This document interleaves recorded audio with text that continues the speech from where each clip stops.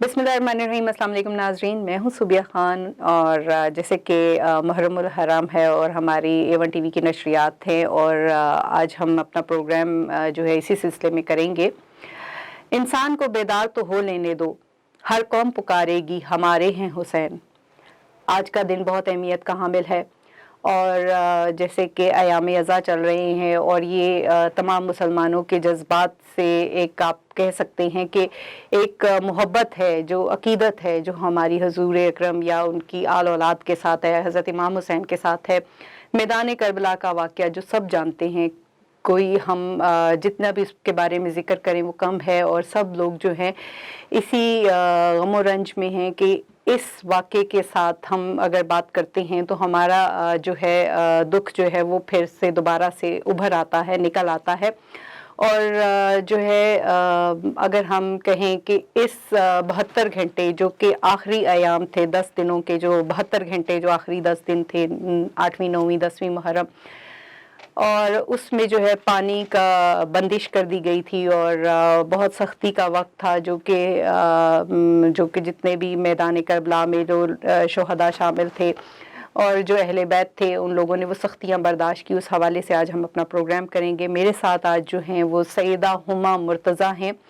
Director अल बसीरा हैं और scholar भी हैं। आज हम इस हवाले से गुफ्तगू करेंगे। अस्सलाम वालेकुम सईदा। वालेकुम अस्सलाम। कैसी हैं आप सईदा? अल्हम्दुलिल्लाह। अच्छा सईदा, मैं बता रही थी क्योंकि एक बात है कि हम जितना भी इस बारे में ज़िक्र करें 9वीं मुहर्रम के हवाले से, 10वीं मुहर्रम, क्योंकि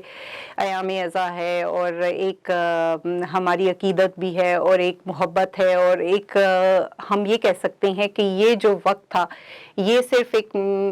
हम ये नहीं कह सकते हैं कि हमारे लिए ये है कि हम रोद हो के 9वीं 10वीं मुहर्रम में खामोश हो जाएं, बल्कि ये हमें सबक देता है, पैगाम देता है और बताता है कि अल्लाह ने जिस मकसद के लिए हमें दुनिया में भेजा है हमें वो मकसद पूरा करना है। तो आप इस हवाले से थोड़ा सा बताइएगा। बिस्मिल्लाहिर्रहमानिर्रहीम। जैसे कि आपको पता है कि अयाम अज़ा के दिन चल रहे हैं और करबला का वाक़या एक ऐसा वाक़या है जो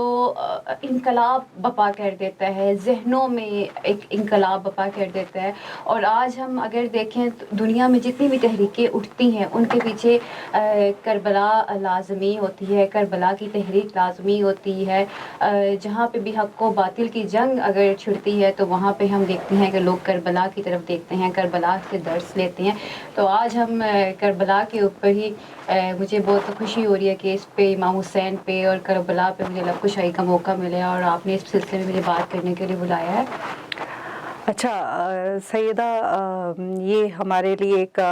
वैसे 10 दिन पूरे ही हमारे लिए बहुत अहम होते हैं, बल्कि पूरा महीना, क्योंकि ये साल का पहला महीना भी होता है और इसमें जो है आपको पता है कि पहले मुहर्रम में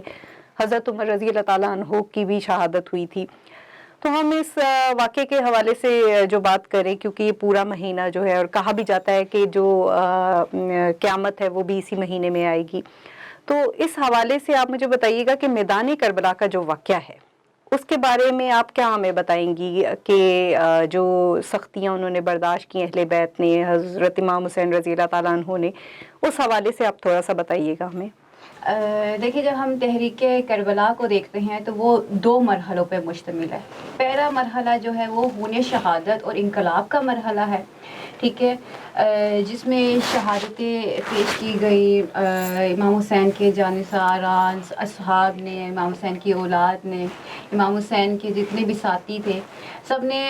अपनी जान कुर्बान की इमाम हुसैन के लिए, मकसद के लिए। एक ऐसा मकसद जो बहुत बड़ा मकसद था जिसकी खातिर इमाम हुसैन निकले थे। इमाम हुसैन ने फरमाया था कि मैं उम्मत की इस्लाह के लिए निकल रहा हूँ, मैं अमर बिल मारूफ और नहीं अनिल मुनकिर के लिए निकल रहा हूँ, मैं अपने नाना के दीन को बचाने के लिए निकल रहा हूँ। तो जब हम करबला की बात करते हैं, करबला के मार्के की बात करते हैं, तो वो 2 मरहलों पर मुश्तमिल होता है। पहला मरहला खून शहादत और इनकलाब का मरहला है। शहादत 10 मुहर्रम, पूरा दिन एक शहीद, दूसरा शहीद, तीसरा शहीद, आखिर असरे आशूरा आता है, इमाम हुसैन ज़बी अज़ीम जिनको कहते हैं, वो एक कुर्बानी भी होती है। यानी कि करबला में उस वक्त सब शहीद हो जाते हैं और जो बाकी रहते हैं वो इमाम हुसैन के बेटे जनाब ज़ैनुल आबिदीन, वो और उनके बाद उनके बेटे। جو بچ جانے والوں میں سے کچھ بچے رہ جاتے ہیں، امام حسین کے جو بیٹ صاحبزادے امام زین العابدین وہ رہ جاتے ہیں، اور امام حسین کی جو ازواج مطہرات تھیں وہ تھی، اور ان کی جو بہنیں تھیں، مطلب یہ اہل خانہ جو تھے امام حسین کے، وہ باقی رہ جاتے ہیں۔ اس کے بعد ہم دیکھتے ہیں کہ ایک دوسرا مرحلہ شروع ہو جاتا ہے۔ وہ دوسرا مرحلہ شروع ہوتا ہے عصر عاشورہ کے بعد، جب شام غریبہ شروع ہوتی ہے۔ شام غریبہ ایسی شام جو کبھی بھولی نہیں جا سکتی، جس کا غم کبھی نہیں بھلایا جا سکتا، کہ جب مقتل میں سب شہداء شہید ہو چکے، اور ایک دم سے اس امام حسین کے خیموں پہ یزیدیوں نے یلغار کی اور خیموں کو آگ لگا دی، اور جناب امام حسین کی ازواج اور امام حسین کی جو محرمات ساتھ لے کر آئے ہوئے تھے، جو بیٹیاں تھیں، جو بہنیں تھیں، ان کی چادریں چھین لی گئی۔ تو اس کے بعد ایک دوسرا مرحلہ شروع ہو گیا کہ اب کیا کرنا ہے، اب کیا ان خیموں میں جل جائیں یا باہر نکل کے زندگی بچائیں۔ تو جناب زینب نے اپنے جو امام حسین کے صاحبزادے تھے جناب زین العابدین، ان سے سوال کیا تھا، کیونکہ امامت جب امام حسین شہید ہو گئے تو وہ امامت جناب زین العابدین کی طرف آ گئی، اور وہ امامت کے منصب پہ فائز ہو گئے۔ تو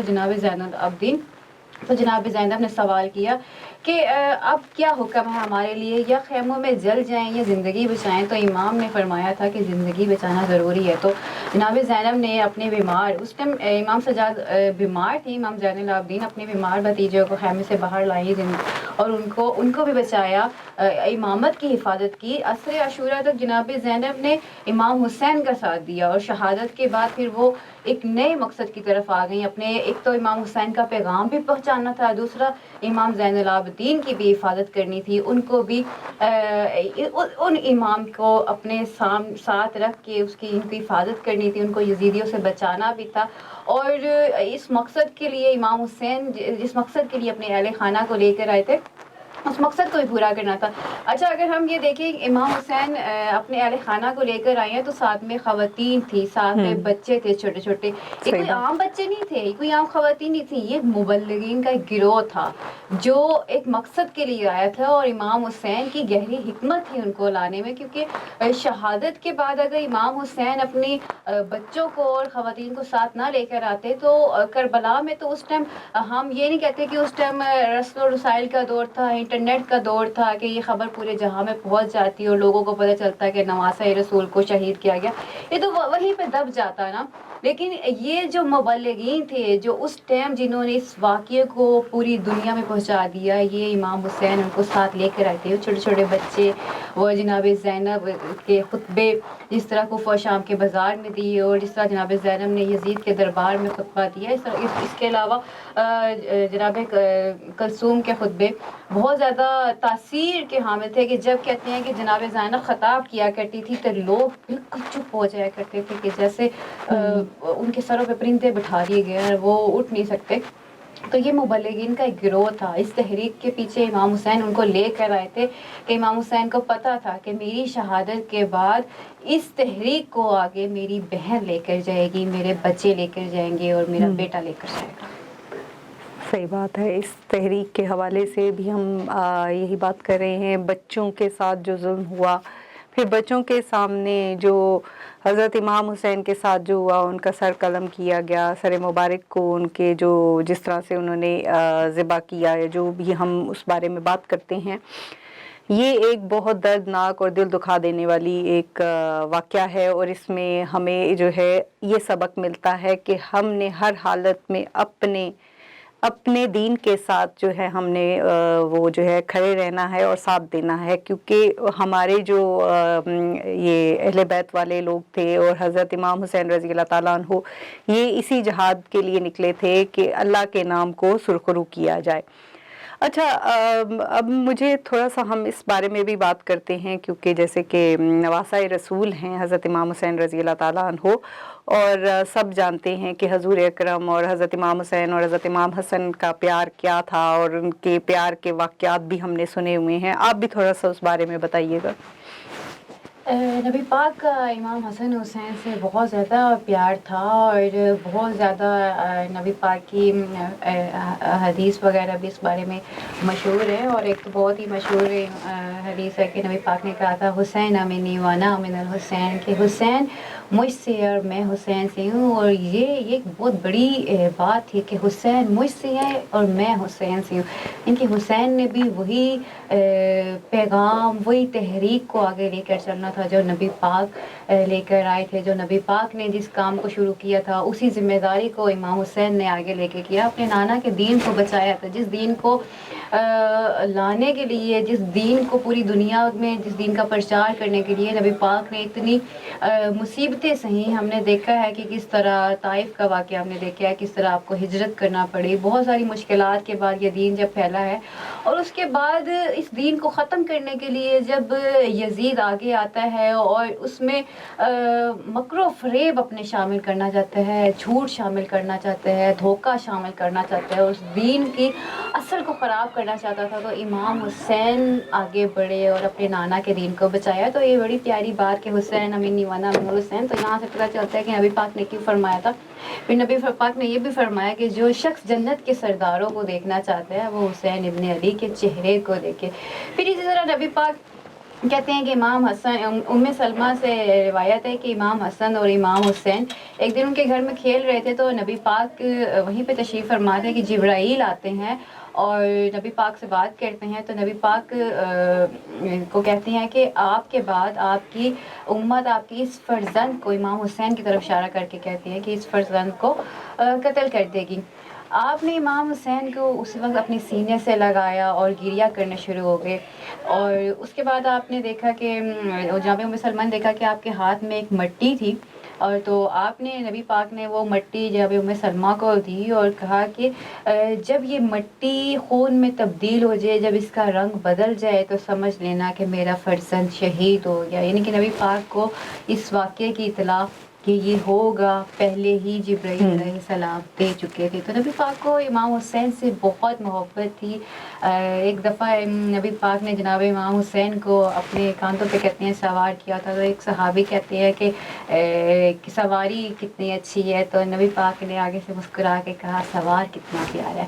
تو نبی پاک کو امام حسین سے بہت محبت تھی، اور کہتے ہیں کہ امام حسین کا بھی نبی پاک سے بہت محبت تھی کہ ان کے لیے اپنے نانا کا مدینہ چھوڑنا بہت مشکل تھا، کہ جب وہ اس مدینے سے رخصت ہو رہے تھے تو وہ ان کے لیے مشکل ترین وقت تھا کہ اپنے نانا کے مدینے کو چھوڑے تھے۔ اور کہتے ہیں کہ جناب امام حسین کے ایک بیٹے تھے مولا علی اکبر، وہ ہم شکل پیغمبر ان کو کہا جاتا ہے کہ وہ نبی پاک کی شکل کے تھے، اور امام حسین جب بھی اپنے نانا کو دیکھنے کا دل کرتا تھا تو اپنے بیٹے کی زیارت کیا کرتے تھے، اپنے بیٹے کو دیکھا کرتے تھے۔ بڑا عزیز تھے امام حسین کو جناب علی اکبر، اور بڑی کہتے ہیں کہ بڑی مشکل قربانی تھی علی اکبر کی، کہ جوان تھے اور جس وقت کربلا میں ان کی شہادت ہوئی اور برچھی ان کے سینے پہ لگی، اس برچھی کو نکالنا ایک باپ کے لیے کتنا مشکل تھا، یہ امام حسین ہی جا سکتے ہیں۔ اور وہ بھی وہ بیٹا کہ جس کی شکل نبی پاک سے ملتی ہو، جو ہم شکل پیغمبر ہو، اس جوان بیٹے کی لاش کو کس طرح دیکھنا اور برداشت کرنا ایک مشکل مرحلہ تھا، ایک مشکل وقت تھا۔ قربانی تو ہر قربانی ہی مشکل تھی، چاہے وہ جناب عباس کی ہو، مولا علی اصغر کی ہو، مولا علی اکبر کی ہو، یا جناب قاسم امام حسن کے بیٹے کی ہو، ہر قربانی امام حسین کے لیے ایک امتحان تھی، لیکن صبر و شکر کے پیکر تھے کہ ہر قربانی پہ اللہ کا شکر ادا کرتے تھے اور کہتے تھے جو میرے خدا کی رضا، میں اس میں راضی، بس میرا خدا راضی رہے۔ یہ عشق تھا جو کربلا کی زمین پہ ہم دیکھ رہے تھے کہ امام حسین کا عشق خدا سے کس قدر خوبصورت وہ عشق کا نظارہ تھا۔ اور کہتے ہیں کہ عشق کی سرزمین ہے یہ کربلا، اور عاشقوں کی سرزمین ہے یہ کربلا، کہ جو ہمیں بتاتی ہے کہ عشق اگر کیا جاتا ہے تو پھر یہ نہیں دیکھا جاتا کہ اپنی اولاد کو قربان کرنا ہے یا کس کو قربان کرنا، بس قربانی دینی اور اپنے رب کی رضا میں راضی رہنا ہے۔ بالکل، رب کی رضا میں راضی رہنا ہے۔ اور ہم اس بارے میں بھی بات کریں، جیسے کہ میں نے آپ سے بھی ابھی بات کی تھی کہ حضور اکرم کا اپنے نواسوں کے ساتھ کتنا پیار تھا۔ حضرت امام حسن، حضرت امام حسین جنت کے سردار کہلائے جاتے ہیں، اور ہم لوگ جو ہے ان کے پیروکار ہیں، ہم لوگ ان کے ماننے والے ہیں۔ اور اگر بات کریں کہ یزید نے جو اپنا جو بھی اس کا ظلم تھا اس کے سامنے ہم کہیں کہ یزید جو ہے وہ جبلت کا پتلا ہے اور حسین جو ہے وہ صبر کا پیکر ہے۔ صبر ہم نے سیکھا ہے تو وہ ہم نے اپنے انبیاء کرام سے سیکھا ہے۔ حضرت امام حسین کے صبر کو ہم دیکھ لیں جو کہ میدان کربلا کا واقعہ ہمارے سامنے لے آتا ہے، اور ہم دیکھتے ہیں کہ انہوں نے اپنے بچوں کی قربانی دی، اور اہل بیت کے تمام لوگ اس میں شامل ہیں، عورتیں کیا بچے کیا سب، ان سب کے کا دیکھنا اپنی نظروں کے سامنے، ان کو اس طرح سے ظلم و تشدد کے ساتھ دیکھنا کہ کس طرح سے ان کے ساتھ سلوک کیا گیا، یہ بڑی بات ہے۔ ناظرین یہاں پر وقت ہوا ہے بریک کا، ملتے ہیں بریک کے بعد۔ جی ناظرین، وقفے کے بعد ہم لوگ خوش آمدید کہتے ہیں آپ کو۔ جیسے کہ آپ دیکھ رہے تھے ہمارا پروگرام چل رہا تھا محرم الحرام کے حوالے سے، میدان کربلا کے حوالے سے، جو حضرت امام حسین نے تکالیف برداشت کی اور جو صبر کا پیغام ہمارے لیے انہوں نے چھوڑا ہے، اس کے حوالے سے ہم بات کر رہے تھے۔ اور ابھی ہم اپنی گفتگو کو مزید آگے لے کر چلیں گے اور ہم آپ کو بتائیں گے کہ قیام حضرت امام حسین سے جیسے بڑے بڑے انقلاب برپا ہوئے، اسی حوالے سے میں سیدہ ہما سے پوچھوں گی کہ آپ کچھ بتائیے گا ہمیں۔ امام کا قیام ایک عظیم انقلاب کے لیے تھا جس میں بڑے بڑے فرعونوں کے تختہ الٹنے کی صلاحیت تھی۔ اگر ہم دیکھیں تو امام کا قیام اپنی ذات کے لیے نہیں تھا کہ اپنی شخصی مقاصد کے لیے، اور امام نے جو قیام کیا تھا، امام نے پوری دنیا نوع بشر کی بقا کے لیے کیا تھا۔ امام چاہتے تھے کہ یہ جو میں قیام کر رہا ہوں، یہ جو میں باطل کے سامنے کھڑا ہو رہا ہوں، یہ قیام اس ایک بڑے مقصد کے لیے تھا تاکہ لوگوں کو پتہ چلے کہ ظلم کے خلاف کس طرح کھڑے ہونا ہے۔ امام نے مزاحمت کرنا سکھایا تھا۔ فقط ہم لوگوں نے اگر امام حسین سے کچھ سیکھا ہے تو ہم لوگ زیادہ تر عزاداری کرتے ہیں، ہم لوگ جاتے ہیں مجالس میں، گریا کرتے ہیں، روتے ہیں، دعائیں مانگتے ہیں، منتیں مانگتے ہیں۔ اس کے علاوہ اگر ہم نے امام حسین کی ذات کو دیکھیں تو امام حسین نے ہمیں یہ بھی سکھایا ہے کہ ظلم کے سامنے نہیں جھکنا ہے، آپ نے باطل کا ساتھ نہیں دینا ہے، آپ نے ظالم اور جابر کا ساتھ نہیں دینا ہے، آپ نے ہمیشہ مظلوم کا ساتھ دینا ہے، آپ نے ظلم کے خلاف کھڑے ہونا ہے۔ اور جب ہم نے دیکھا کہ لوگ جو امام حسین کے قیام سے آگاہ ہوتے گئے، وہاں لوگ انقلاب کی طرف مائل ہوتے گئے۔ اور ابھی بھی ہم دیکھتے ہیں دنیا میں جہاں بھی کوئی انقلاب آتا ہے تو اس کے پیچھے واقع کربلا ہوتا ہے، لوگ کربلا کی طرف دیکھتے ہیں اور اس کے بعد امام حسین کی روش پہ چلتے ہوئے باطل کے سامنے قیام کرتے ہیں، مزاحمت کرتے ہیں اور اس جنگ کو جاری رکھتے ہیں جب تک ظالم اپنا سر نہ جھکا دے۔ وہاں لوگ امام حسین کی سیرت پہ عمل کرتے ہوئے، امام حسین کی طرف دیکھتے ہوئے، ہم نے دیکھا ہے کہ وہ ظالم کے جبر کے سامنے جھکتے نہیں ہیں، ظالم کی آنکھوں میں آنکھیں ڈال کے کھڑے ہوتے ہیں، بالکل امام حسین کی طرح وہ مزاحمت کرتے ہیں۔ اور ہم نے دیکھا ہے کہ جتنی بھی مزاحمتی تحریکیں شروع ہوئی ہیں دنیا بھر میں، اس میں کربلا کا ایک کردار ہے، وہ کردار جو امام حسین کا کردار تھا کہ کس طرح آپ نے ظلم کے سامنے ڈٹ جانا ہے۔ اور وہ ایک شعر بھی ہے کہ ظالم کے سامنے جو جھکائے نہ اپنا سر، سمجھو کہ اس کی ذہن کا مالک حسین ہے۔ تو جو ظلم کے سامنے نہیں جھکتا ہے تو اس کے ذہن میں لازمی امام حسین، پس ایک منظر اگر ہم جائیں تو اس کے ذہن میں وہ کربلا کے واقعات اور امام حسین کا قیام کرنا لازمی ہوتا ہوگا کہ اگر میرے امام حسین ظلم کے سامنے نہیں جھکے تو میں کیسے جھک سکتا ہوں، اگر میرے امام حسین نے ظالم کے سامنے سر نہیں جھکایا اور بیعت نہیں کی ہے تو میں کیسے ظالم کے سامنے سر جھکا سکتا ہوں، میں کیسے باطل کی بیعت کر سکتا ہوں۔ میں بھی اپنے امام حسین کی طرح مزاحمت کروں گا، میں بھی باطل سے لڑوں گا، میں بھی ظلم سے لڑوں گا، میں بھی ظالم کے سامنے ہتھیار نہیں ڈالوں گا۔ یہی امام حسین کا مقصد تھا کہ ہم لوگ سیکھیں کہ کبھی بھی ظلم کے سامنے نہیں جھکنا ہے۔ بالکل ظلم کے سامنے جھکنا بھی نہیں ہے، اور پیغام ہمارے سامنے صبر کا ہے، دین کے ساتھ جڑے رہنے کا ہے، اور اپنے جو اسلام کے نام کو روشن کرنے کا یہ ایک سلسلہ ہے جو کہ ہمیں دکھاتا ہے کہ کتنی قربانیاں دی گئی ہیں اس دن کے حوالے سے. اگر ہم اپنے پرانے واقعات پر جاتے ہیں، اپنی ہسٹری میں جاتے ہیں، اسلام کی ہسٹری میں، تو بہت سارے ایسے واقعات ہیں. کیوں ہما آپ بھی اس سے کریں گی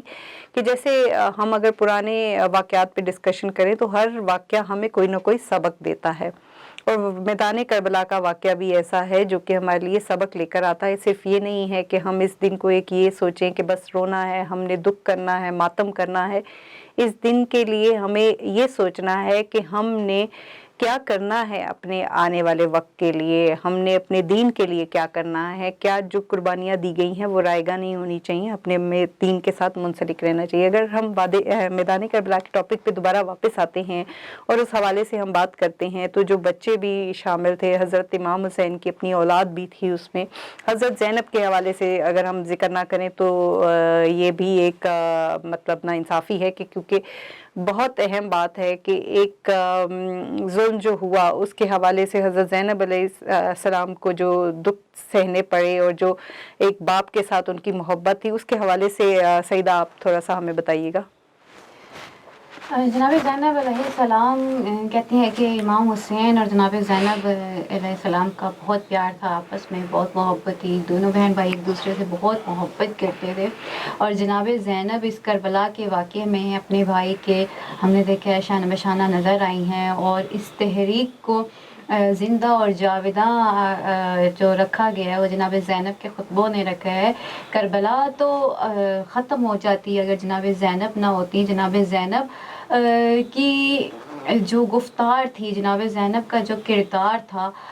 جس لہجے میں وہ خطبے دیا کرتی تھی، کہتے ہیں کہ لوگوں کو لگتا تھا کہ علی آ رہے ہیں. جس طرح جناب زینب کوفہ اور شام کے بازار میں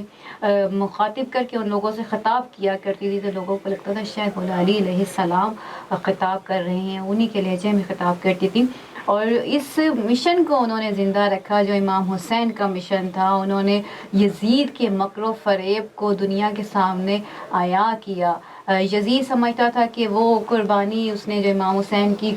جو قتل تھا اس نے کر دیا امام حسین کو، اور ان کے جو اہل خانہ تھے ان کو اسیر کر دیا، تو بس اب وہ آرام سے حکمرانی کر سکتے ہیں اور آرام سے دین میں تحریفات کر سکتے ہیں، آرام سے جو مرضی چاہے وہ کر سکتے ہیں. لیکن اس کو یہ نہیں پتا تھا کہ امام حسین اپنی بہن کو ساتھ لائے تھے، اپنے بچوں کو ساتھ لائے تھے، اور یہ اسی مقصد کے لیے لائے تھے کہ شہادت کے بعد جب امام حسین شہید ہو جائیں عصر عاشوراء، اس کے بعد جو ذمہ داری ہے جناب زینب جس طرح اٹھائی ہے، ہم نے دیکھا ہے کہ جس طرح عصر عاشوراء کے بعد جناب زینب نے ان بچوں کی رات میں حفاظت کی ہے کھڑے ہو کر. وہ کہتے ہیں کہ جلے ہوئے خیموں کو اکٹھا کیا اور دوبارہ وہاں پہ کھڑے ہو کے ساری رات پہرا دیا ہے. اور جو بچے کہتے ہیں کہ جب اشقیاء نے حملہ کیا تھا اور اس کے بعد گھوڑوں کی ٹاپوں کی وجہ سے بہت سارے بچے ان گھوڑوں کی ٹاپوں کی وجہ سے شہید ہو گئے، کچھ مقتل کی طرف بھاگ گئے، تو ڈر کے مارے کچھ ظاہر ہے بچے ڈر گئے تو وہ اس طرف کو جب بھاگے ہیں تو جناب زینب جناب ام کلثوم رات کی تاریکی میں بھی ان بچوں کو تلاش کر رہی تھی، ان بچوں کو لایا، دیکھا کون زندہ تھے اور کون سے شہید ہو گئے تھے. پھر یہ ایک بہت بڑی ذمہ داری تھی جناب زینب کے سر پر آ گئی تھی. اور جناب زینب کہتے ہیں کہ روز عاشوراء کے بعد جناب عباس بن گئی تھی. وہی قائدانہ صلاحیت تھی ان کے اندر، اور وہ ایک قیادت کی طرح انہوں نے اس جو باقی لشکر بچ گیا تھا اس کی قیادت انہوں نے ایک قائد کی طرح کی. اور جس دلیری سے انہوں نے اشقیاء کا سامنا کیا، اگرچہ کوفہ سے شام تک اشقیاء نے نیزے بھی مارے، پتھروں کی بارش بھی ہوئی، یہ کہہ کے لوگوں کو بتایا جاتا تھا کہ باغیوں کا قافلہ آ رہا ہے. یہ تھوڑی بتاتے تھے کہ نواسہ رسول کا خاندان آ رہا ہے، نواسہ رسول کے ساتھ ظلم کیا. یہ تو انہوں نے یہ مشہور کیا تھا کہ باغی تھا جن کو شہید کیا گیا. یہ جناب زینب تھی جنہوں نے بتایا کہ یہ باغی نہیں تھے، یہ تمہارے نبی کا نواسہ تھا جس کو تم لوگوں نے بلایا، خطوط لکھ لکھ کے بلایا، اور اس کے بعد اس کو تنہا چھوڑ دیا اور اس کے بعد اس کو اکیلا چھوڑ دیا. جناب زینب تھے جنہوں نے لوگوں کو بتایا کہ تم نے کیا ظلم کر دیا ہے، تم نے جو چپ رہے اور تم نے جو ساتھ نہیں دیا. یہی کہتے ہیں کہ ظلم کے سامنے جب ہم اکثر دیکھتے ہیں کہ سامنے ظلم ہو رہا ہے اور ہم اس پہ چپ ہو جاتے ہیں تو یہ کوفیوں کی نشانی ہے. ہم کہتے ہیں کوفی ہو تم کیا جو خاموش ہو، کوفی جو ساتھ نہیں دے رہے، کوفیوں کا کام تھا کہ انہوں نے امام حسین کو بلایا اور خطوط لکھ کے بلایا تھا کہ امام آئیے ہماری ہم آپ کے منتظر ہیں. اور اس کے بعد جب امام نے اپنے نمائندے اپنے بھائی مسلم بن عقیل کو بھیجا تو انہوں نے ان کو بھی تنہا چھوڑ دیا اور ان کی شہادت ہوئی. اس کے بعد امام حسین کو بلا کے انہوں نے اسی طرح میدان کربلا میں وعدہ تو کر دیا لیکن آئی نہیں. تو یہ کوفیوں کی علامت ہے کہ یہ بلایا امام حسین کے ساتھ نہیں دیا. تو جناب زینب نے ان کو مخاطب کر کے وہاں کہا تھا کہ تم روتے ہو، تمہارے رونے کا کیا فائدہ، یہ جو تم نے کیا ہے اپنے امام کے ساتھ تم نے ٹھیک کیا ہے کہ ان کو بلایا اور ان کا پھر ساتھ نہیں دیا. تو آج اگر ہم ظلم کو دیکھتے ہیں ہوتے ہوئے اور اس ظلم کے سامنے خاموش رہتے ہیں تو ہم کفیوں والا کردار ادا کرتے ہیں. اگر ہم اس ظلم کے خلاف آواز نہیں بلند کرتے ہیں تو ہم کفی بن جاتے ہیں. اور اگر آپ ظلم کے خلاف آواز بلند کرتے ہیں تو آپ حسینی بن جاتے ہیں. اور اگر آپ ظلم کرتے ہیں تو آپ یزیدی بن جاتے ہیں. کربلا کے بعد تو دو ہی کردار بچے ہیں، یا یزیدی یا حسینی. یا تو آپ یزیدی کہلائیں گے یا آپ حسینی کہلائیں گے. اور اب آپ پہ یہ ڈیپینڈ کرتا ہے کہ آپ نے ظلم کرنا ہے، ظلم کا لبادہ اوڑھنا ہے، ابن زیاد بننا ہے مکر و فریب کا لبادہ اوڑھ کے، یا امام حسین کی طرح آپ نے قیام کرنا ہے اور ظلم کا ساتھ نہیں دینا ہے، ظالم سے مزاحمت جاری رکھنی ہے، ظالم کے سامنے ڈٹ جانا ہے. یہ تو آپ پہ ہے. اور یہ جناب زینب تھی جنہوں نے اس کربلا کو زندہ رکھا ہے. یہ جناب زینب تھی جنہوں نے، اگر ہم دیکھیں تو خواتین کا بہت بڑا کردار تھا کربلا میں. جناب زینب کا ماؤں نے جس طرح اپنے بچوں کو 9ویں کی رات کہتے ہیں کہ مائیں اپنے بچوں کو تیار کر رہی تھی کہ کل سب سے پہلے تم نے اپنے آقا اپنے امام پہ جان قربان کرنی ہے. مطلب یہ بھی ایک تربیت تھی کہ ساری رات مائیں اپنے بچوں کو سکھا رہی تھی. اور اس کے بعد ہم نے کربلا کی مائیں بہت عظیم مائیں تھیں. جناب سکینہ کو ہم نے دیکھا جو امام حسین کی صاحبزادی تھی، جو امام حسین کو بہت عزیز تھی، ان کا کردار ہم دیکھتے ہیں. پھر اس کے بعد جناب زینب کا اور جناب ام کلثوم کا، یہ خواتین تھی جنہوں نے کربلا کو زندہ رکھا. اس کا مطلب ہے کہ ہر تحریک میں خواتین کا ہونا بہت ضروری ہوتا ہے. خواتین تحریکوں کو زندہ رکھنے میں بھی نمایاں کردار ادا کرتی ہیں. اگر کردار زینبی کے ساتھ آگے آئے، وہ ایک شعر بھی ہے نا، تیری سنت شہیدوں کے لہو کی تشہیر، بنت زہرا تیرے خطبوں کی صدا باقی ہے. بالکل جی، ہم صحیح بات کر رہے ہیں. اور اگر ہم یہ بات کریں کہ جہاں میں سلسلہ چشم و تر حسین کا ہے اشک لوگوں کے لیکن اثر حسین کا ہے، تو حسین ہمیشہ زندہ ہے اور زندہ رہیں گے. اور ہم ان کے ماننے والے ہیں اور ہم یہ بات جانتے ہیں کہ یہ واقعہ کربلا ہمارے لیے ایک سبق ہے، ہمارے آنے والی نسلوں کے لیے ایک سبق ہے، ہمارے لیے صبر کا پیغام ہے، ہمارے لیے اپنے دین کے ساتھ جڑے رہنے کا ہے کہ ہم نے اپنے دین کے ساتھ لگے رہنا ہے، اللہ کی کے دیے گئے احکامات کی پابندی کرنی ہے. اچھا ہما، آپ پروگرام کا ہمارے اختتام ہو رہا ہے، تو کوئی آپ ایسا پیغام جو دینا چاہیں دیکھنے والے ناظرین کو؟ کربلا کے واقعے سے ہمیں یہی پیغام ملتا ہے کہ ہم نے ہمیشہ حق کی راہ کو چننا ہے. ہم نے ہمیشہ اس راہ پہ چننا ہے جس راہ پہ ہمارے امام حسین نے ہمیں ایک راہ بتائی کہ اس راہ پہ چلنا ہے. اور ہمیشہ حق کا ساتھ دینا ہے، ہمیشہ سچ کا ساتھ دینا ہے، ہمیشہ مظلوم کا ساتھ دینا ہے. اور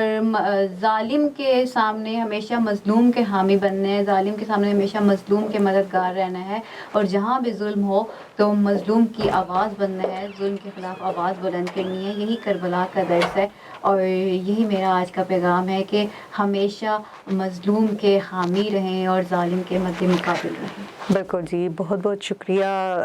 ہما آپ کا ہمارے پروگرام میں شرکت کرنے کے لیے. اور محرم کے حوالے سے ہم نے جو آج ڈسکشن کی ہے، اور کیونکہ ہمارا مقصد یہ تو نہیں ہے کہ ہم کوئی پیغام دے رہے ہیں، ہم بھی وہی پیغام دیں گے جو شروع سے چلا آ رہا ہے. حضرت امام حسین کی واقعے سے ہم جڑا ہوا ہے جو کہ ہم سب جانتے ہیں. ہم تو بس اس یاد کو تازہ کرتے ہیں اور اس واقعے سے ہم لوگ سبق سیکھتے ہیں. ناظرین، یہاں پر ہمارے پروگرام کا اختتام ہوتا ہے. میں بس یہاں پر یہی کہوں گی کہ قتل حسین اصل میں مرگ یزید ہے. اسلام زندہ ہوتا ہے ہر کربلا کے بعد. اللہ حافظ.